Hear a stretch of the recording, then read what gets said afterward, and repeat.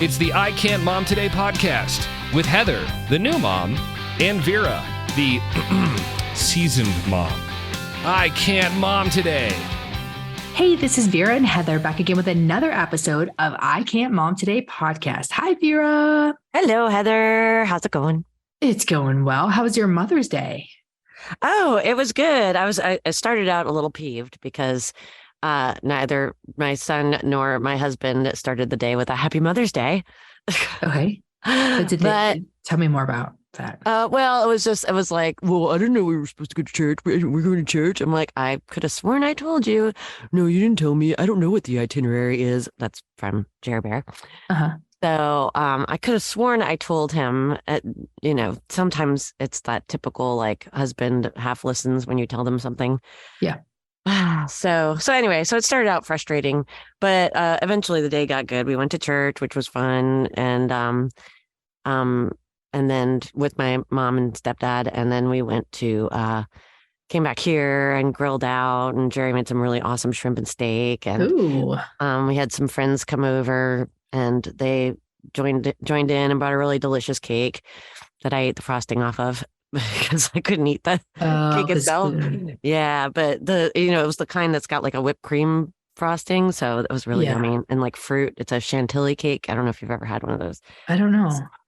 It's like just like a yellow cake, but it's got a real fruit in the middle of it, like blueberries and strawberries and stuff, and then whipped cream for icing. So it's really kind of light. So it's a really nice, like springy, summery kind of nice thing. So yeah. So overall, it ended up being a good day. It was just, at first I was like, come on, people, this is my day. Mm-hmm.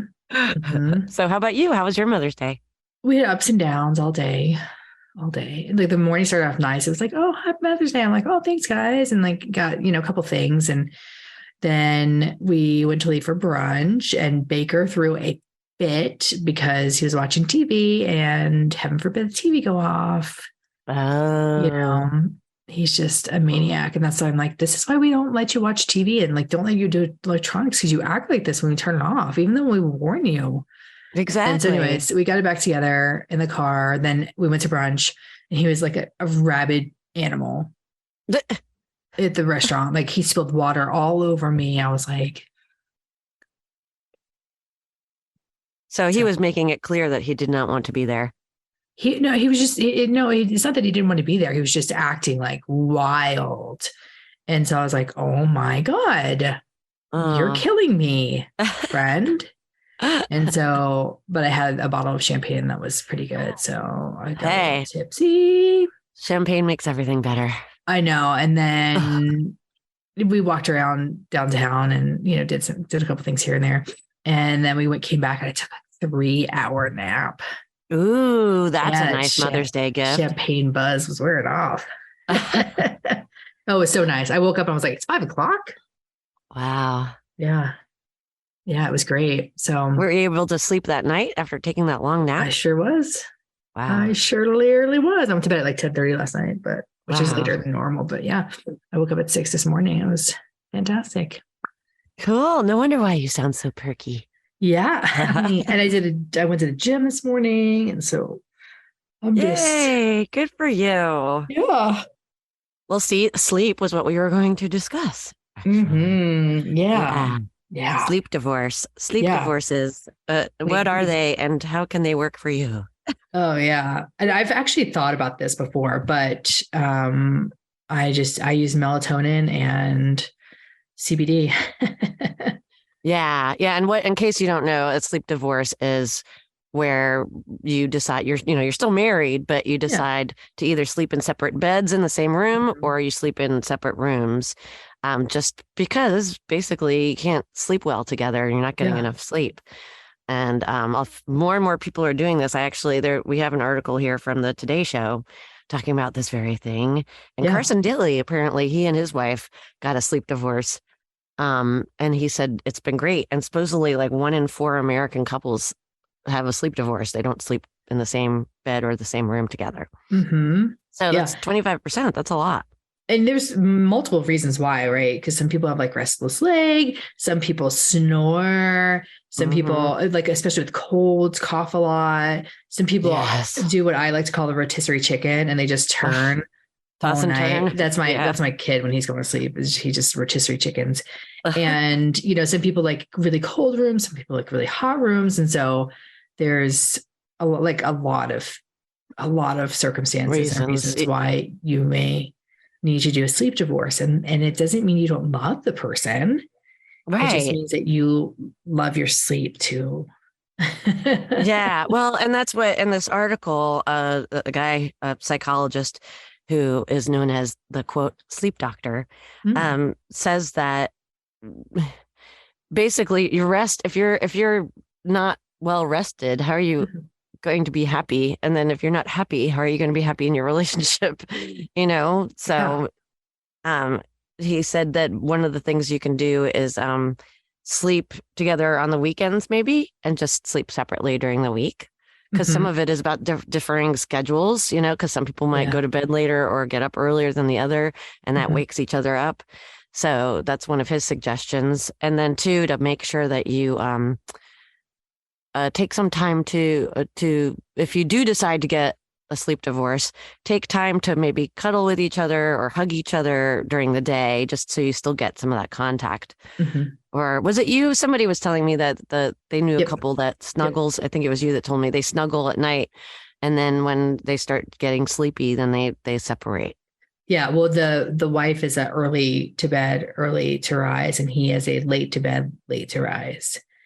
And so he'll snuggle with his wife, and then before she goes to sleep, he'll leave, because if she goes to sleep and he leaves, then it'll wake her up, and so that's be timed perfectly. But and he also says that you shouldn't just jump into it, and don't say, well, I think we need a sleep divorce because you blah blah blah blah blah. And it's just don't be I think accusatory. It's a very therapy based thing, is that you don't say you do this or you do that. Like, it makes me feel like. Well, he said, let's see, there's one of the things that he says. Well, he says you should discuss the new arrangements before taking the step towards sleeping apart. And he says, start with letting your partner know why you love and appreciate him, then bring up that you haven't been sleeping well. And that's where he goes into the, don't say you keep me up at night. Instead, say we don't seem to have a completely restful night of sleep because we just have different sleep styles. So it doesn't sound like you're blaming the other person, like, damn it, you won't stop coughing and snoring and all this crap at night. So, I'm out of here. Yeah. Well, I'm sorry, go ahead. No, you go ahead. Well, thank you, darling. Yes. Well, I have a girlfriend that she sleeps in a separate room because of her husband snoring, but she got annoyed because really he needs a CPAP. Yeah. And he won't do it. He refuses to use it because I guess he says it's uncomfortable. But that actually did help. Jerry Bear got a CPAP, and that's helped both of us sleep better, honestly. He wasn't a huge snorer, but actually a big part of my problem with Jerry Bear was he talks in his sleep. Yeah. Well, he's Italian. Yeah, exactly. So use arm, hand movements. Yeah, right. Too. Exactly. Hand motions and everything. Yeah. Well, sometimes he would pop up, like sit up and then say something like, crackle and pop are gone, and then go back to sleep and wake me up. And, and he'll cuss. I call it nighttime Tourette's, or ambient Tourette's, because he'll just throw out a whole bunch of obscenities and then go back to sleep. Yeah, it's really weird. So anyway, with the CPAP, it's really hard for him to do that. So that's helped. The CPAP has definitely helped our sleeping situation better. That and a bigger bed has helped. Yes, I'm very similar to him. When Baker was just born, I had a dream that somebody was coming into the house, and I stood up and yelled. I was like, intruder. Brad's like, what? I'm like, who says intruder? Right. Yeah, exactly. But yeah, so I am very similar to Jerry in that manner, but also like the sleep, but for me, like sleep or CPAP machines make noise too. And so that bothers me. Oh, okay. Yeah. See, his doesn't really. Well, the only time it makes noise, then I get slightly annoyed, is like when he takes it off, then it's like, yeah. But, well, that's the other thing too, is for a while I was having, because that's how we ended up talking about this, because I was saying how I was having trouble sleeping. Mhm. For a while, I have this little air filter that I put on my nightstand right by my head, and it makes like a white noise. Mhm. And it wasn't working for a while. And so that I realized I missed having that white noise Oh yeah. because it kind of covers up too, like if Jerry's banging around in the kitchen, but before I'm awake in the morning, Mhm. it kind of muffles the pots and pans clanging, so it doesn't wake me up as easily. So that's a suggestion too, if anybody, if White noise for white sure. noise. Yeah. I Yeah. mean, I've been sleeping with that's one since I was 17 or 16. wow. Yeah, you're like my other friend too. She's like that too. And well, she actually would travel with her little machine Mhm. whenever she went anywhere. Yeah. And it was so funny, like if we were, on vacation or somewhere together and that, she would share a bed and she'd be like, okay, I gotta turn my machine on. I'm like, okay. And she'd be like, what would you like to hear tonight? Because it had all these different little options, Mhm. and one was like buoy and it was like ding. It was like the ocean with Oh. dong bong. I used to use this in the beach, and one of them had seagulls in it, and that would wake me up. Oh yeah. Caw, caw, Yeah. Yeah. caw. But of course now it's just you can find it on your phone. Oh yeah. I have a sleep app on my phone that I loved. What is it? It's like, I'll tell you, Sleep Pillow. Sleep pillow. Okay, I'll And have you to can check do that lots of out. it's you have to buy it. I think it's like $10, but cheaper than an actual machine. Yeah. And you can create all these different things. Like you can use like wind chimes, and Brad likes the dryer one. I'm like, ugh, it makes me think I have to like fold Oh, laundry. Pass. yeah. I My hate that my sound. my girlfriend likes dishwasher. I think Yeah. that's one Uh-huh. of those sounds that she likes, dishwasher. Yeah. They have all kinds of things like birds and some of them, I think they had a bait. No, there was baby noises. Maybe they have lullabies. I remember seeing baby, but obviously I stayed away from that one. Yeah, so you could do that. I do, for me personally, what works is because I'm such a light sleeper, I need to do something that just knocks me out. Hmm. And mine is I do either a gummy that's a sleep gummy that has melatonin CBD in it, or I do a like hot chocolate drink before bed, which I've heard that if you have trouble waking up in the middle of the night, it's Hmm. because your insulin changes levels, and so by having something like fatty before you go to bed, it kind of like keeps that keeps your insulin level solid. So I usually have like a Ah, it's this CBD and melatonin mix, and then I put it in with hot water and coconut milk. oh, okay. That sounds Mm-hmm. interesting. Yeah, canned coconut milk, not like the coconut milk drink, but the coconut Oh, milk. okay. I see what you mean. Yeah. Yeah. So I make that together, and it does pretty well. Sometimes I had to pee like in the morning. I'm like, oh my God, I gotta go to the bathroom so bad. It doesn't wake me That up in the middle happens of the to me night. Yeah. because I don't, that's I'm usually I'd never wake up in the middle of the night to pee. Like very rarely, like if I've been drinking, you know what I'm saying? uh, But when I have this hot chocolate drink in the morning, I'm like, oh my God, get out of my way. I gotta go to the bathroom now. yeah, that happens to me because one of my go-tos also is chamomile tea. If I'm having trouble Mm-hmm. falling asleep, I'll drink that. But yeah, if I drink too much of it, then it makes me have to pee. Yeah. So it's a delicate balance. Yes, it is. Yeah, because I take melatonin like 30 minutes and an hour before I go to bed. Yeah, melatonin helps. I have taken that every so often, and it kind of helps. It would help me not just fall asleep, but stay asleep better. Mm-hmm. I Mm-hmm. noticed. But not if you're So, like stressed. If you're stressed and like oh no, if you're anxious about anxious, things, it does not help at all. At all. no, no, At all. unfortunately. Well, that's Jerry. Jerry, what he does is if he wakes up at like 3 in the morning with anxiety, Mm-hmm. he just decides he's going to go ahead and get up and do something about whatever he's anxious about. Like usually it's a Same. work thing. So Yeah. yeah, so he'll get up and get on his laptop and just be like, I'm just going to take care of this now because I'm not going to be able to sleep until I get it done anyway. So And then he takes a nap later. yeah, although he gets grumpy after naps. So Oh, really? yeah, he's not Weirdo. fun after a nap. Oh, interesting. No. Interesting. Okay, whatever. Right. But I also did know from the same person who's a functional medicine doctor. Uh-huh. She or medical doctor, not medicine doctor, medical doctor. I went through a program with her. So in addition to the fat piece that she was saying, she said that you should only be supplementing melatonin up to 2 milligrams. Oh, okay. So no more than that. Yeah. Because I had been doing like 10 milligrams. Yeah. Knock me out. So I've backed it off a little bit and a little bit at a time. So I wonder, what did she say? Why? She didn't. I didn't ask. Oh, geez, Heather. I know. I was just like, okay, whatever you say, I will follow. I trust her. So that's why, if it was somebody new, like and you know me, I'm very inquisitive, but I was just like, whatever you say, I would do it. Yes. So, well, I'm not ready to get a sleep divorce quite yet, but it's kind of nice to know that that's an option. And I did kind of like the option of sleeping separately during the week and then together on the weekends. Yeah. Or, whatever your work schedule happens to be, because definitely if you have a different schedule as far as work goes, that so it's nice to know the options out there, and you're not like, it doesn't mean it's the end of your marriage. Yeah, exactly. Yeah. And like he says in this article, imagine if you're not well rested, how can you possibly be a fun partner to be around? Yeah. Well, you never are. So yeah, that's me. I'm boring. So boring. Yeah. So boring and dour. Brad has offered to sleep on the couch, which I feel really bad about because he works late nights sometimes.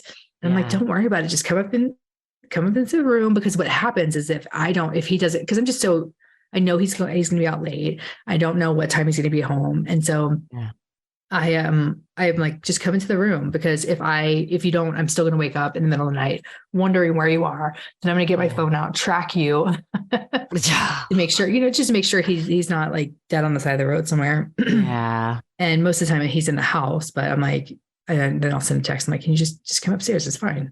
Yeah. Yeah. I'd rather wake up for that millisecond of him coming in. Sometimes I don't even wake up anymore. We're just like, whatever. Yeah. Well, I can see what you mean, because then you'd be worried. Mm-hmm. There have been a few times where, for one reason or another, either I wake up and I can't fall back asleep. I'll go in the living room and turn the TV on, and that helps me kind of take my mind off of things, and then I'll sleep the rest of the morning. Yes, I did too. Room. Yeah. Mm-hmm. But that's not, it only happens every so often, but not all the time. Yeah. So yes. So don't feel bad if you need to get a sleep divorce. Yeah. It is a thing, and it's probably even saved some marriages. Mm-hmm. It's not you, it's me. Yeah, exactly. It's not you, it's me. Oh, and that's the last thing that the guy says in the article too, the sleep doctor. He says that once you do make arrangements for your sleep divorce, or how you're going to sleep separately, he said to show appreciation. Wait, did you say appreciation? Appreciation, yes. So anyway, he says, you can say something like, I'm so grateful that we can work these things out together, and that's why I fell in love with you in the first place, or I really appreciate that you're hearing how hard it is for me to sleep, something like that. I appreciate you working with me on this kind of a thing. And if they don't do it, then you get a divorce. No, just kidding. Immediate. Just kidding. No, never. We would never suggest that. No. Always try to work through your problems, but there are things that just can't be solved. That's right. Yeah. Yes. Irreconcilable. Yeah. So, it did say that in the article. They had irreconcilable sleep patterns or something. Yeah. I think that Carson Daly said that on the TV show, that he and his wife had irreconcilable sleep patterns. So, and it works for him. Hey, if it works for Carson Daly and his wife, and they have 4 kids too. Oh my God. I can't imagine. Like, where do the kids go when they wake up? Do they go to mom, or do they go to dad? Do they split? Oh yeah. That's an interesting thought too. Yeah. Yeah. Or maybe probably go to mom. Probably. Kids always come to mom. Probably. Baker started this thing where he comes out of his room in the morning and just yells my name. I'm like, cool. But love it. It's fine. I really don't mind it, because I'm usually awake at that time, but cool. All right. Let us know if you want us to talk about anything. Hit us up at I Can't Mom Today podcast at gmail.com. On all the socials, I Can't Mom Today podcast. Yeah. And don't forget, we still have stickers left. If you haven't asked us for one, they're free. Just send us email us your address, and we'll send you a sticker and throw the address away. Yeah. You won't end up on a list. I will send Vera my what I use for sleeping at night. I love it. And I'll include it in the show notes. Yeah. So that way you can see what Heather's routine is. But remember, no more than 2 milligrams of melatonin. Yeah, so I have to cut them in half. I mean, I haven't started there. I'm still at 5. Oh, oops. It's better. Hey, you know what? It's better than 9. Yeah. All right. Until next time. Bye. Bye.